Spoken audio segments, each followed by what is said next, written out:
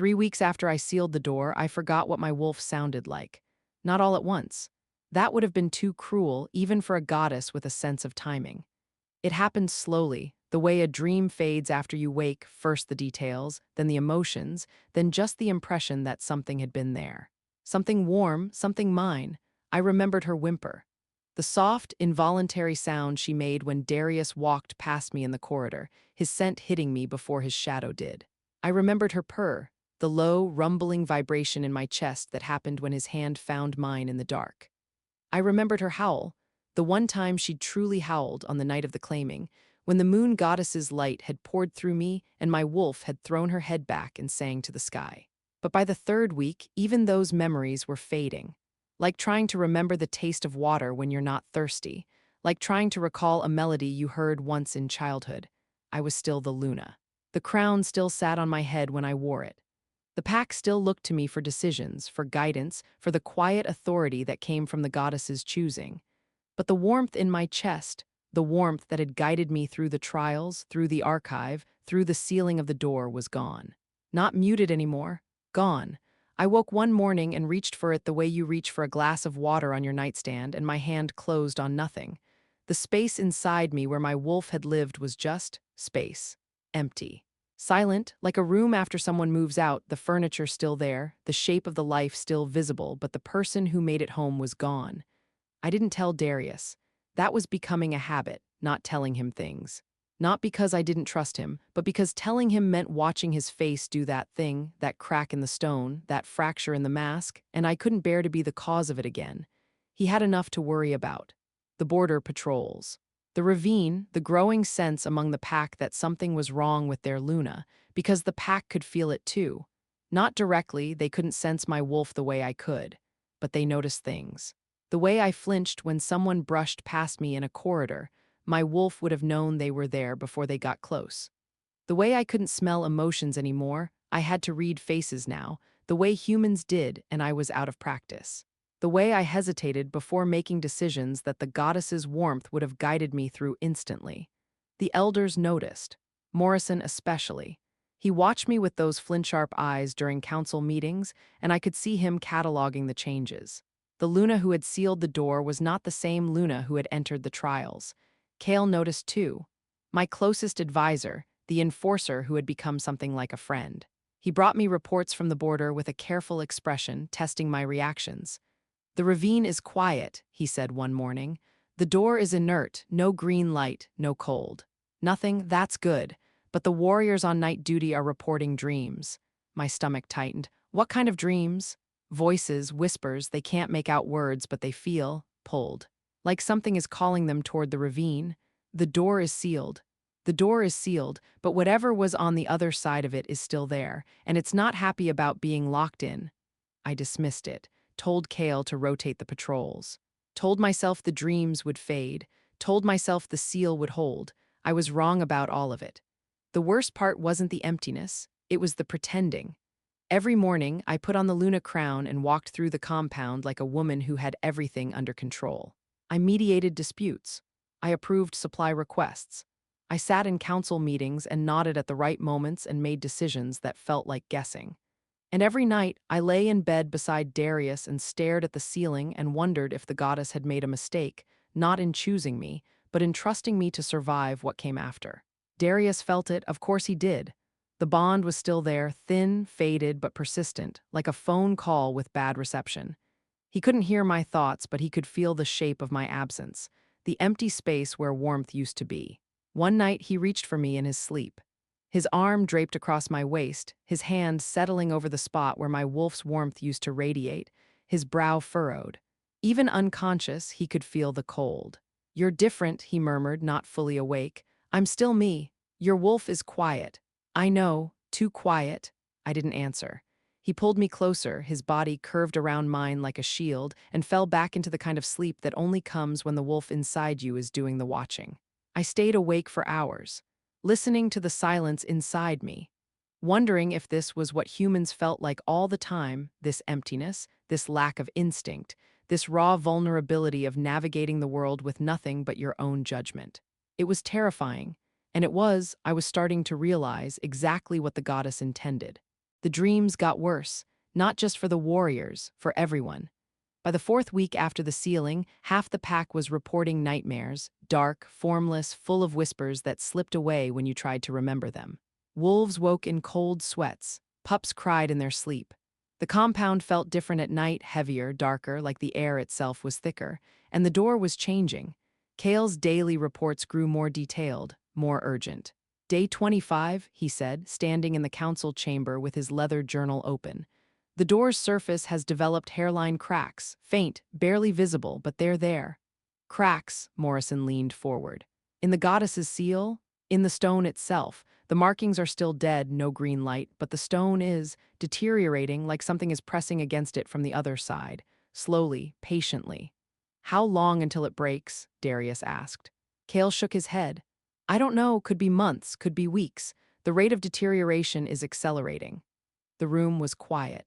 12 elders, an alpha, and a Luna without a wolf, sitting around a table trying to figure out how to stop something that had been sealed by a goddess and was now breaking free through sheer, ancient patience.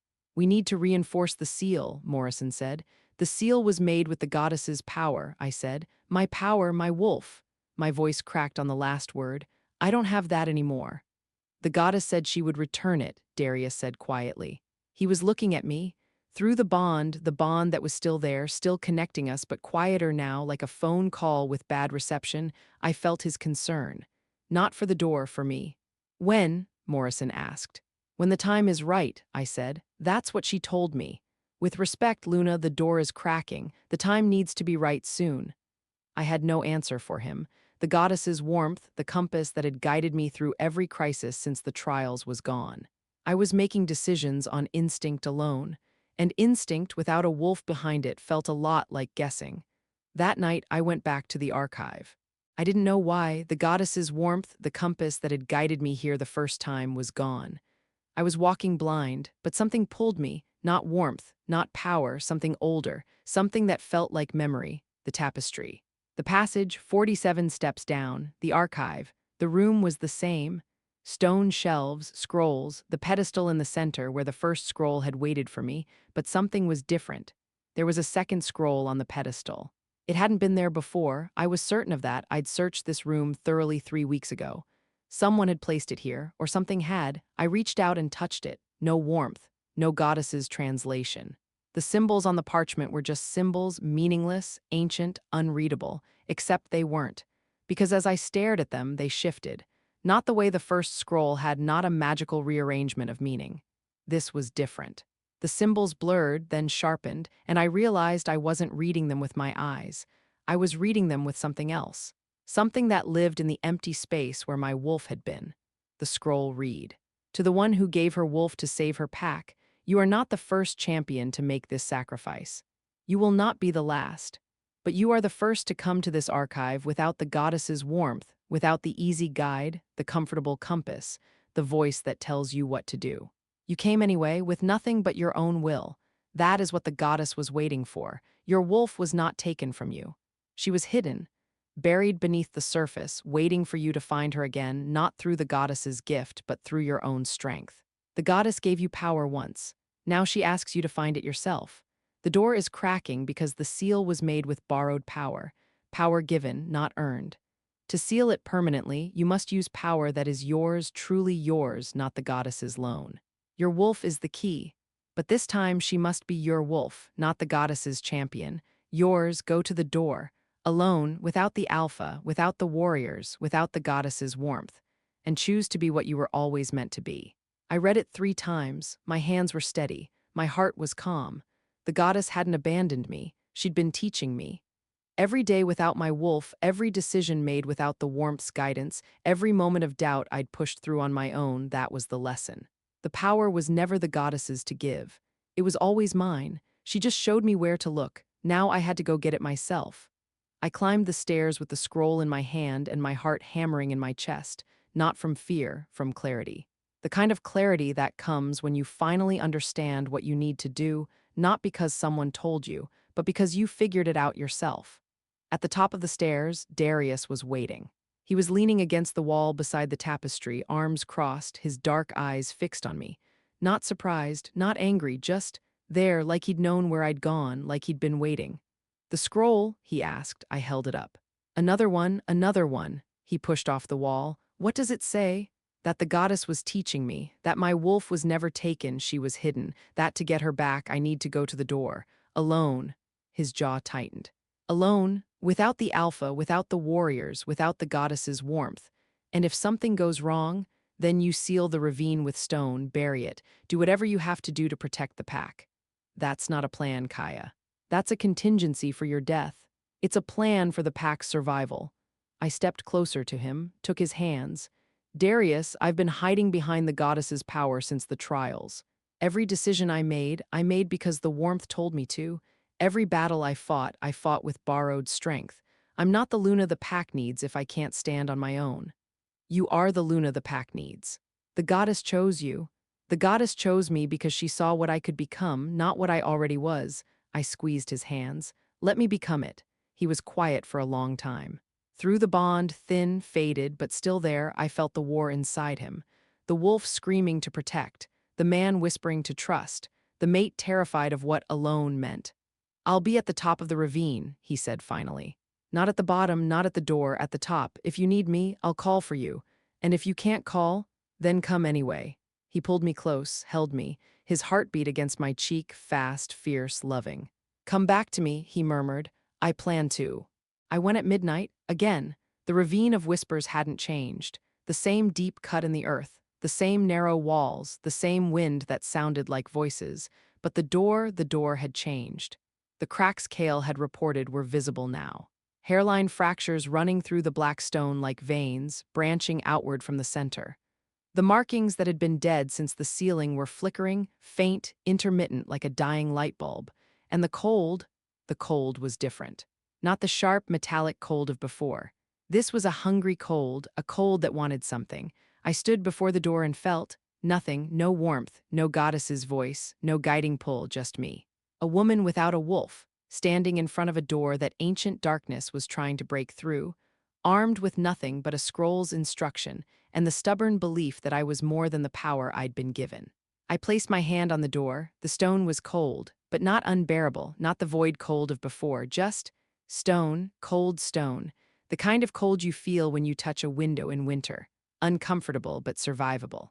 And then I heard them, the hollow ones, but this time their voice was different, not the seductive whisper of before, the promises of power, the offers of alliance. This time they were angry. "You locked us in. You sealed our door. You took our freedom and gave it to a goddess who abandoned us." "I didn't abandon you," I said aloud. "You chose this. You chose darkness over light. We chose freedom. The goddess offered us chains and called it a gift. We refused. And she sealed us away for eternity. She offered you a choice. She offered us obedience or prison. That is not a choice." I pressed my hand harder against the stone. The cracks pulsed. The green light flickered brighter. "Then let me offer you something different." Silence. "I'm not the goddess. I'm not here to seal you away or punish you for choosing differently. I'm here because the door is cracking, and if it breaks, everyone suffers, you included. You'll pour out into a world that's changed. A world of bonds and packs and moonlight. You won't fit, you'll fight. Wolves will die, you'll die, and the goddess will just seal you away again." "You don't know that. I know that the goddess has been doing this for centuries. Choose light or be sealed. Choose light or be sealed, over and over, and you keep choosing darkness, and she keeps sealing you away, and nothing changes." Silence again. "Longer this time. What are you offering?" "A different choice." I took a breath. This wasn't in the scroll. This wasn't the goddess's plan. This was me, Kaia, the Omega who cleaned floors, the Luna who earned her crown, improvising. "I'm offering you a place, not in the darkness, not in the light, in between, in the shadows that every wolf carries, the doubts, the fears, the parts of ourselves we hide. You don't have to be monsters. You don't have to be sealed. You can be. The balance, the other side of the coin. You would let us live among you? I would let you live within us. The way the goddess's warmth lives in the wolves who accept her. You'd be the shadow to her light, the doubt to her certainty, the fear to her courage. And if we refuse, then I seal the door again, permanently, with my own power this time, and you stay in the dark forever." The silence stretched. I could feel them thinking, not with words, but with that ancient, pre-language intelligence that predated the goddess, predated the pack, predated everything I understood about the world. Then, you are not like the others. No, the goddesses' champions always came with power, with authority, with the certainty that they were right and we were wrong. You come with nothing, no wolf, no warmth, just an offer. That's all I have. Another silence, longer. The cracks in the door stopped flickering. The green light steadied. The cold, the hungry cold softened. We accept. The door didn't open, it dissolved. The black stone crumbled into dust that caught the moonlight and turned silver. The green markings evaporated like morning mist. And where the door had been, there was just empty air, the ravine, the rocks, the sky above, and something else.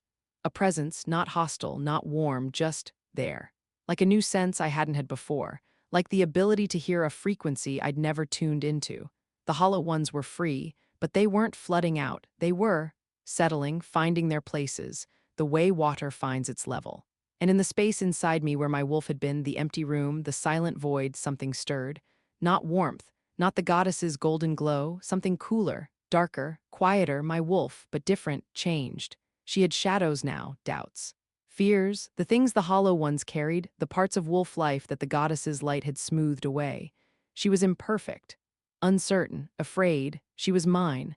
I gasped as she stretched inside me, not the powerful, goddess-blessed wolf of the trials, but something rawer. Realer, a wolf that knew what darkness felt like because she'd lived in it. A wolf that knew what light was worth because she'd lost it. "Hey," I whispered, "I missed you," she whimpered, soft, tentative. Like she was afraid I wouldn't want her back, not the goddess's champion wolf, but this imperfect, shadowed, uncertain creature. "I don't care what you look like," I said, tears running down my face. "I don't care if you're not what the goddess intended. You're mine, you've always been mine." She purred, that sound, that low, rumbling vibration in my chest, the sound that meant home. I pressed my hand against the empty space where the door had been. The stone was warm now, not cold, not hungry, just warm. "It's done," I whispered. And from the top of the ravine I heard Darius's howl, not a howl of grief this time, a howl of relief, of joy. Of a wolf who had felt his mate's warmth return through the bond and couldn't contain himself. I started climbing. Darius met me at the top of the ravine. He didn't say anything. Just pulled me into his arms and held me so tight I could feel both our heartbeats, his fast and fierce, mine slower, steadier, with a new rhythm underneath it. The wolf's rhythm, faint, quieter than before, but there. "I felt it," he murmured into my hair, "through the bond the moment she came back. She's different now." "Different how?" I pulled back, looked at him. "She has shadows. The hollow ones, I didn't seal them away again. I integrated them. They're part of the wolf now, part of the pack's shadow side. Every wolf will feel it, a little more doubt, a little more fear, a little more. Depth, is that a good thing? I think so. The goddess's light made us strong, but it also made us certain, too certain. We forgot how to question, how to doubt, how to be afraid and choose courage anyway." I paused. "The hollow ones are the balance, the shadow to the light." Darius looked at me for a long moment. His dark eyes searched mine, looking for the Luna he'd married, the Omega who'd won the trials, the woman who'd sealed a door and lost her wolf. "You're different too," he said. "I know. You went down there without the goddess's power, without your wolf, without anyone, and you came back with something new. I came back with something old, something that was always there." I smiled. "I came back with me?" He kissed me, under the moon, at the top of the ravine, with the pack sleeping below us and the hollow ones settling into the shadows and the goddess watching from above with what I imagined was a satisfied smile. It wasn't the desperate kiss of the cliff. It wasn't the relieved kiss of the first ceiling. It was the kiss of two people who had been through the worst and come out the other side, not unscathed, but whole, more whole than before. When we pulled apart, the first light of dawn was touching the horizon. "What happens now?" he asked. "Now we go home, we tell the pack what happened, we teach them to live with their shadows instead of hiding from them. And the door? There is no door anymore. The hollow ones aren't sealed. They're integrated, the balance is restored." "And Serafina?" I looked toward the compound. Somewhere down there, in the quarters she'd been given, not the warrior's suite she'd once occupied, but a simple room near the servants' corridor, Serafina was sleeping. The woman who had started all of this, who had stolen my blood, opened a door, unleashed an ancient darkness, and then helped me seal it again. "She helped save the pack," I said. "She made mistakes, terrible ones, but she came back. She chose the right side when it mattered. Does that erase what she did? No, but it counts for something." I paused. I want to offer her a place, not as my second that bridge is burned, but as a border guardian. Something that uses her skills without putting her near the center of power. She'll hate that. She'll accept it because the alternative is exile, and Serafina is many things, but she's not a fool. We walked back to the compound together. Hand in hand, the bond between us humming stronger now, clearer, like a radio signal that had been fuzzy for weeks and was finally tuning in. My wolf walked beside me, not the goddess's champion wolf. My wolf, imperfect, shadowed, afraid of the dark and choosing to walk into it anyway. She was exactly who I needed her to be. The pack felt it immediately. Not the hollow ones, they were subtle, integrated into the shadow side of every wolf's psyche, invisible unless you knew where to look. What the pack felt was the change in me. The Luna who had been absent for 3 weeks was back.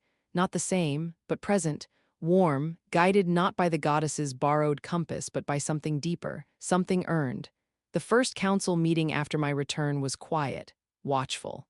The elders sat in their chairs and studied me with expressions that ranged from hopeful to skeptical. "The door?" Morrison asked. "Gone, dissolved. The hollow ones are no longer sealed." Murmurs around the table, not all of them comfortable. "They're free?" Kale asked. His hand moved to his weapon. "They're integrated. They're not a threat anymore. They're part of the balance, the shadow side of the wolf. Every wolf in the pack will feel a little more doubt, a little more fear, a little more depth in their emotions. That's not weakness, that's completeness." "And you trust this?" Morrison's eyes were sharp. "I do, because I negotiated it, not the goddess, not an alpha, me. An Omega who cleaned floors for 6 years and learned that the most powerful thing you can offer an enemy isn't a stronger lock, it's a better choice." The silence that followed was different from the silences I was used to. Not the silence of judgment or disbelief. The silence of wolves rethinking something they'd believed for a very long time. "The goddess chose well," Morrison said quietly. And for the first time, his flint-hard eyes held something that looked like respect. I found Serafina in the training courtyard that afternoon. She was doing pull-ups on a wooden bar, her golden hair tied back, her warrior's body lean and scarred and strong. When she saw me, she dropped down and stood at attention, not the relaxed, arrogant posture of the senior warrior she'd been, but something more careful, more humble. "Luna," she said, "Serafina." "You sealed the door." Again, I opened it actually, and then closed it, properly this time. She blinked. "You opened it, why?" "Because sealing wasn't working. The hollow ones were breaking through. I needed to offer them something better." "And they accepted?" "They did." She studied me. Her green eyes were different, softer, less sharp. The weeks of exile, of nightmares, of facing what she'd done, it had changed her, not broken her. "Shaped her, you're different," she said. "So are you." A pause, then, "I suppose you're here to punish me." "I'm here to offer you a job." "A job? Border guardian, Eastern Sector, you'll report to Kale, you'll live in the outer quarters. You'll have authority over a patrol team of 4 wolves." Her eyes narrowed. "That's a demotion. That's a second chance. I was the senior warrior of this pack. You were the woman who stole my blood and opened a door to ancient darkness because she was jealous." My voice was steady. "Not cruel, just honest. You were also the woman who came back and helped me seal it, who stood beside me at the door, who chose the pack over her own ambitions." I paused. "Both of those things are true. The question is which one defines your future." Serafina was quiet for a long time. The courtyard was empty, I'd made sure of that. This conversation needed privacy. "Border Guardian," she said finally. "Border Guardian? Eastern Sector. Eastern Sector, the hardest border, the one closest to the ravine, the one that needs the best warrior." Something shifted in her expression. Not gratitude, Serafina was too proud for gratitude. But something close, recognition, the recognition that I was giving her the hardest job because I believed she could handle it. "I accept," she said. "Good. And Kaia?" "Yes. I'm sorry, not just for the cliff, for all of it. For the years of resentment, for the jealousy, for every time I looked at you and saw someone who stole my life instead of someone who earned her own." I looked at her. The woman who had been my enemy, my rival, my near murderer, and ultimately my reluctant ally. The woman who had opened a door to darkness because she couldn't accept that the goddess had chosen someone else. The woman who had stood beside me at that same door and helped me close it. "We're not friends," I said. "No, we might never be, I know, but we're pack and that's enough." She nodded once, sharp, the warrior's acknowledgement, and I walked away from the training courtyard feeling something I hadn't felt since the claiming ceremony, complete. The weeks that followed were quiet, not the heavy, watchful quiet of the weeks after the sealing, the quiet of a pack holding its breath. This was different, the quiet of settling, of things finding their places. The hollow ones integrated into the pack's shadow sighed the way the goddess's light had always been part of the wolf. Wolves didn't notice them directly. You don't notice the shadow you cast until someone points it out. But the effects were there. Deeper conversations around the fire at night, more nuanced arguments in council, pups who asked why more often, warriors who hesitated before charging into battle, not from cowardice, but from the kind of caution that saves lives. The pack was becoming more complete, more human in a way, more real, and my wolf, my shadowed, imperfect, beautiful wolf, grew stronger every day. Not the blazing, goddess-blessed power of the trials, something quieter, more sustainable, the kind of strength that comes from knowing your own darkness and choosing to carry it rather than deny it. The first time I used her, truly used her, was 3 weeks after the ravine. A border patrol reported movement in the northern forest. Not wolves, not hollow ones, something else. Bears, maybe, or a rogue predator testing the territory. I went with Kale and 4 warriors. Not because I had to, Darius offered to go instead, but I wanted to test myself. To see if the wolf I'd brought back from the ravine was strong enough to do what a Luna needed to do. At the border, I closed my eyes and reached for her. My wolf, my shadow wolf. She came to me slowly, not the instant, blazing response of the goddess's champion. A slower summoning, a deeper connection. Like calling a friend across a crowded room instead of commanding a soldier. She showed me what she could smell. The bears, 2 of them, a mother and cub, foraging near the river, not a threat, just wildlife passing through. The scent was sharp and clear, pine and fish and fur. My wolf cataloged it, filed it, moved on. Clear, I told Kale. Bears, not a threat, let them pass. He looked at me. You can tell? I can tell. The wolf is back, I smiled. The wolf is back.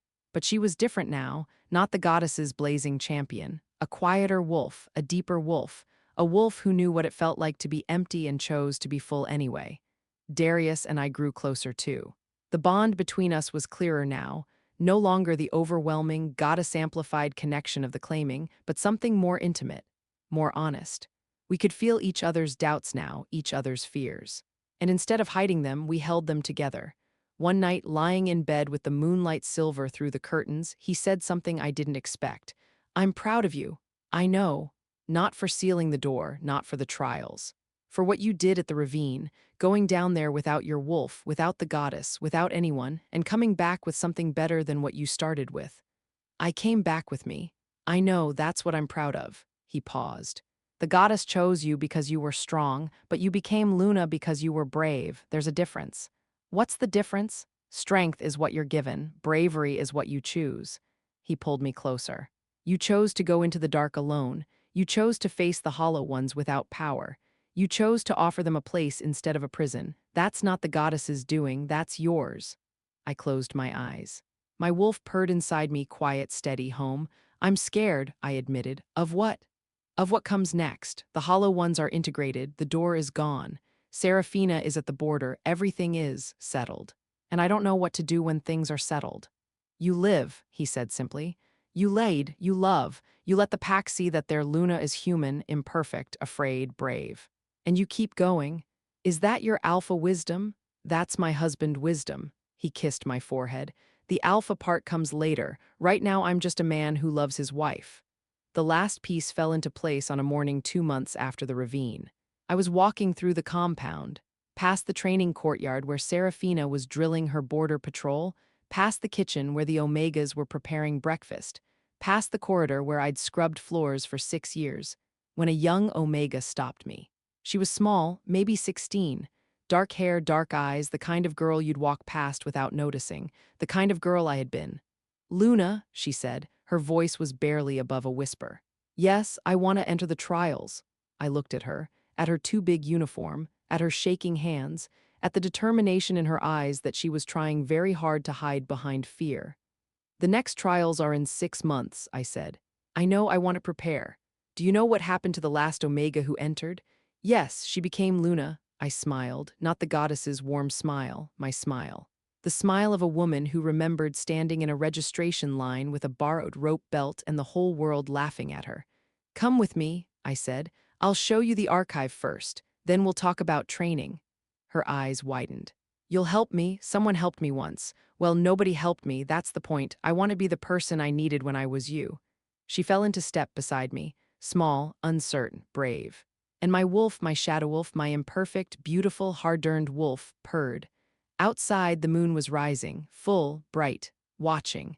The goddess was up there somewhere. I couldn't feel her warmth anymore, not the way I used to. But I didn't need it. I had my own warmth now. My own light, my own shadow. I was Kaia, Omega, Luna, Wolf. And for the first time in my life, I was enough.